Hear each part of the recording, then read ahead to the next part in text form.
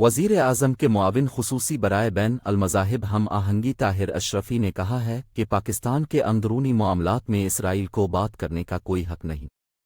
اپنے ایک بیان میں طاہر اشرفی نے کہا کہ ہمارے داخلی مسائل پر اسرائیل کو بات کرنے کا کوئی حق نہیں، پہلی بار ہے کہ اسرائیل کا نمائندہ پاکستان کو نصیحت کر رہا۔ طاہر اشرفی نے کہا کہ انسانی حقوق کا نام لے کر پاکستان کو بدنام کیا گیا۔ اسرائیلی نمائندے کے بیان پر وزارت خارجہ کا موقف آ چکا ہے۔ انہوں نے کہا کہ ہم مظلوم فلسطینی بھائیوں کے ساتھ ہیں۔ اسرائیل پہلے اپنی اصلاح کرے اور فلسطینیوں پر مظالم بند کرے، پھر کسی کو نصیحت کرے۔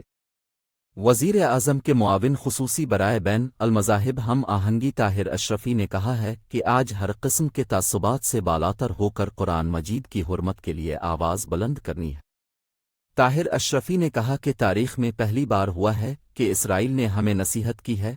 کیا وجہ ہے کہ اسرائیل ہمیں نصیحت کر رہا ہے؟ جن لوگوں کے لیے اسرائیلی نمائندے نے اقوام متحدہ میں بات کی ہے، قوم سوچے کہ وہ کون ہے۔ انہوں نے کہا کہ پاکستان کے اندرونی معاملات میں کسی مداخلت کو برداشت نہیں کیا جا سکتا۔